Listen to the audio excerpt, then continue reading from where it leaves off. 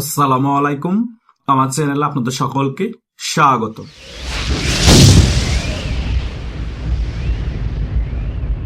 গতকাল থেকেই আমার ইউটিউবের অনেক সাবস্ক্রাইবার আমাকে প্রশ্ন করছে যে ভাইয়া, বাংলাদেশের পরিস্থিতি তো তেমন ভালো না, বিএনপি সরকারের উপর জাতিসংঘের চাপ আসছে, জনগণও বিএনপি সরকারের উপর ক্ষোভে ফুঁসে উঠছে এবং বাংলাদেশ আওয়ামী লীগের নেতাকর্মীরা রাজপথে নেমে জয় বাংলা স্লোগানে রাজপথ প্রকম্পিত করছে।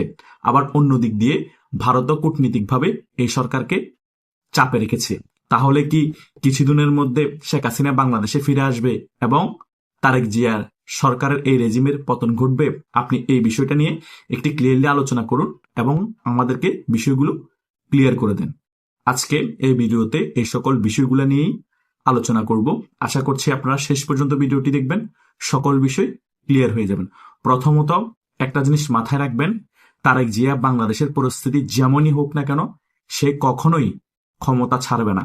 দরকার হলে আওয়ামী লীগের নেতা কর্মীদেরকে আরো যত বেশি দমন নিপীড়ন করার সেটা তারেক জিয়া সরকার করেই যাবে। এটাই হচ্ছে রিয়ালিটি। আর একটা জিনিস মাথায় রাখবেন, জাতিসংঘের চাপ, আওয়ামী লীগের রাজপথে নামছে সেটার চাপ, জনগণের চাপ এবং ভারতের কূটনীতিক চাপ যতই থাকুক না কেন, রাজপথে আন্দোলন সংগ্রামের মাধ্যমে রাজপথ দখল করে বাংলাদেশ আওয়ামী লীগকে বাংলাদেশের রাজনীতি ফিরতে হবে এবং শেখ হাসিনাকে ক্ষমতায় ফিরতে হবে। কারণ জাতিসংঘ শেখ হাসিনাকে ক্ষমতায় বসিয়ে দিবে না, আবার আওয়ামী লীগকেও বাংলাদেশের রাজনীতিতে ফিরিয়ে আনবে না। ভারতের ক্ষেত্রেও সেটা সেম, তারা কূটনীতিকভাবে চাপ প্রয়োগ করতে পারবে, এটা ছাড়া তাদের আর কিছুই করার থাকবে না। যা করার বাংলাদেশ আওয়ামী লীগের নেতা কর্মীদেরকে করতে হবে, শেখ হাসিনাকেই করতে হবে। আপনারা যারা হঠাৎ করে কোনো একটা নিউজ পেলে জাতিসংঘ বিএনপিকে এটা বলছে, ভারত এটা করতেছে, এই সকল নিউজ পেলে খুশিতে আত্মহারা হয়ে যান, আওয়ামী লীগ মনে হয় কালকে ক্ষমতায় চলে আসবে, এই ধরনের ওভার কনফিডেন্স হওয়ার কোনো প্রয়োজন নাই, অতিমাত্রায় খুশি হওয়ারও কোনো প্রয়োজন নাই। একটা জিনিস মাথায় রাখবেন, আস্তে আস্তে যখন তিলে তিলে আপনি কোনো কিছু করবেন, সেটা যখন পরিপূর্ণ হবে, সেটা দেখে আপনি যে মজাটা পাবেন, হুট করে আপনি যখন কোনো কিছু পেয়ে যাবেন সেটার মজাটা আপনি পাবেন না এবং সেটার স্থায়িত্ব বেশি দিন থাকবে না। আওয়ামী লীগ 16-17 বছর ক্ষমতায় ছিল, সাংগঠনিকভাবে অনেক দুর্বলতা ছিল এবং আওয়ামী লীগের মধ্যে অনেক গুপ্ত ঢুকে গিয়েছিল। এখন আওয়ামী লীগ আবার পরিশুদ্ধ হয়ে সুন্দরভাবে সাংগঠনিকভাবে আরো শক্তিশালী হয়ে জনগণকে সাথে নিয়ে আওয়ামী লীগ যদি ফিরে আসে, তখন আওয়ামী লীগ আবারও বাংলাদেশের জনগণের দল হয়ে রাজনীতি করতে পারবে এবং জনপ্রিয়তার শীর্ষে থাকবে। আবার সে সময় যদি আওয়ামী লীগ আবার ক্ষমতায় আসে, আবারও 20 থেকে 30 বছর বাংলাদেশ শাসন করতে পারবে। এভাবেই করে বাংলাদেশ আওয়ামী লীগ ফিরে আসুক, আমি সেটাই চাই। হুট করে গতানুগতিক ভাবে বাংলাদেশে একটি উলটপালট হয়ে গেল, আবার আওয়ামী লীগ ফিরে আসলো, আবার ক্ষমতায় বসে গেল, যে লাউ সে কদু।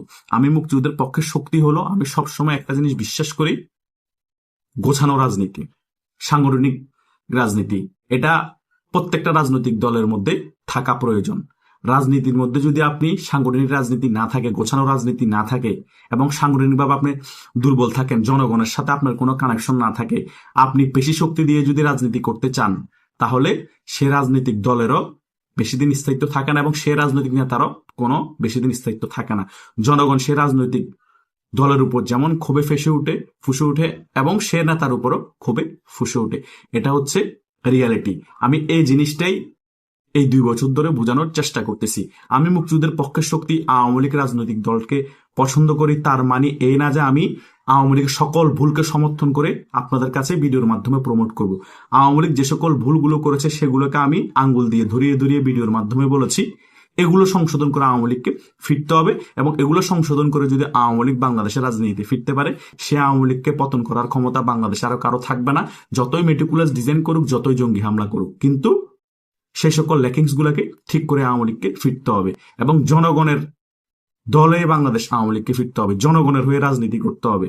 নেতার পূজা না করে জনগণের সেবা করলে জনগণই আপনাকে নেতা বানিয়ে দিবে। ভারতের জওহরলাল নেহরু একটা কথা বলেছিল না, ভারতের প্রথম প্রধানমন্ত্রী, তিনি বলেছিলেন রাজনৈতিক নেতা হওয়া সহজ এবং জনগণের নেতা সকলে হতে পারে না। ভাই, একটা জিনিস মাথায় রাখবেন, জননেতা হওয়া খুবই কঠিন। রাজনৈতিকভাবে আপনার টাকা পয়সা আছে, আপনি পদ পদবি কিনে নেতা হয়ে যেতে পারবেন, কিন্তু জননেতা হতে হলে জনগণের সাপোর্ট লাগবে, জনগণ পাশে থাকতে হবে। আর যে নেতার পাশে জনগণ আছে, জনগণের সাপোর্ট আছে, সেই নেতা কখনো পালিয়ে যেতে হয় না, সে নেতার কখনো পতন হয় না।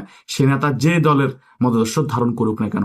বাংলাদেশও কিন্তু এখনো অনেক আওয়ামী লীগের অনেক প্রভাবশালী নেতা আছে, তারা বিদেশ পালিয়ে যেতে হয়নি, মবের শিকার হয়নি। তারা সত্যিকারের জননেতা, তারা সত্যিকারের জনগণের হয়ে রাজনীতি করেছে, দেশের টাকা লুটপাট করে বিদেশে পাচার করে নাই।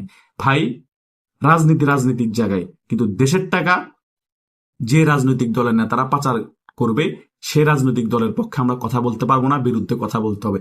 আওয়ামী লীগের আমলেও যেমন অনেক রাজনৈতিক বড় বড় নেতারা হাজার হাজার কোটি টাকা বিদেশে টাকা পাচার করেছে, তেমনি করে 5 আগস্টের পরবর্তী সময় এই টোকাই সমন্বয়ক, জামাত, এনসিপি, বিএনপির নেতারাও দেশের থেকে টাকা লুটপাট করে বিদেশে এখনো পাচার করছে। কেউ ধোয়া তুলসী পাতা না, কিন্তু পরিমাণটা কে কত করছে সেটা হচ্ছে বড় বিষয়। আওয়ামী লীগ 16-17 বছর শাসন আমলে আওয়ামী লীগের শীর্ষ পর্যায়ের নেতারা যত টাকা বিদেশে পাচার করে নেয়, 5 আগস্টের পরবর্তী সময় এনসিপির টোকাইরা এবং ডক্টর ইউনূস সহ তার আশেপাশের উপদেষ্টারা তার থেকেও বেশি টাকা বিদেশে পাচার করেছে।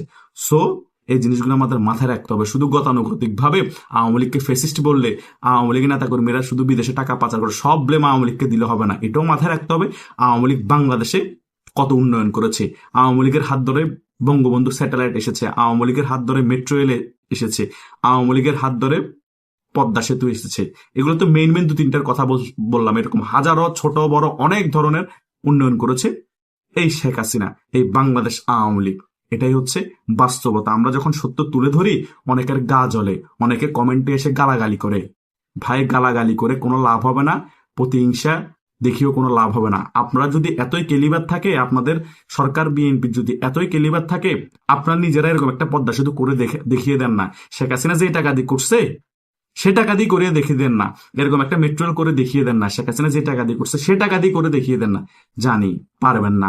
আপনারা হচ্ছেন গালে বাসা, গাল দিয়ে আপনারা বাংলাদেশ বিজয় করে ফেলেন, বাংলাদেশের সকল উন্নয়ন করে ফেলেন, কিন্তু দৃশ্যমান কিছু দেখাতে পারেন না।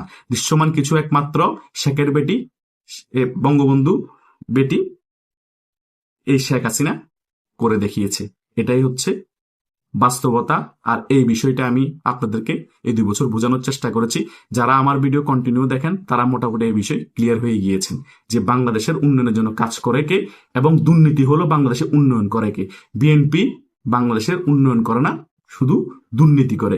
সেই কারণে তো 2001 থেকে 2006 সালে শাসন আমলে 4 থেকে 5 বার বিশ্ব চ্যাম্পিয়ন হয়েছে দুর্নীতিতে। কই, আওয়ামী লীগ তো একবারও হয়নি। আওয়ামী লীগের 16 বছরের শাসন আমল এত টাকা বিদেশে পাচার করেছে, তারপরও দুর্নীতিতে আওয়ামী লীগ একবারও চ্যাম্পিয়ন কেন হয়নি? তার মানে উন্নয়ন অনেক বেশি করেছে, দুর্নীতি হয়েছে। আহামরি যে দুর্নীতি করে ফেলেছে সেটা না। আশা করছি ব্যাপারগুলো এই ভিডিওর আলোচনা আপনাদেরকে আমি ক্লিয়ারলি বুঝাতে পেরেছি। এই তারেক জিয়া এই সকল বিষয়ের কারণে একেবারে চাপে পড়ে গিয়েছে। এই জন্যই আমার ইউটিউবের অনেক সাবস্ক্রাইবার এবং বাংলাদেশের সাধারণ জনগণ মনে করছে তারেক জিয়া যে কোনো মুহূর্তে পতন হয়ে যেতে পারে। হ্যাঁ, এটা সত্য, পতন হবে, কিন্তু আরো কিছু সময়ের প্রয়োজন আছে। কারণ তারেক জিয়া অনেক বছর পরে ক্ষমতায় বসেছে। আগে প্রধানমন্ত্রী না থাকলেও তার মা প্রধানমন্ত্রী ছিল, তারপরে তো বাংলাদেশ সে মোটামুটি নিয়ন্ত্রণ করতে পেরেছে। তাই সে এত সহজে হাল ছাড়বে না।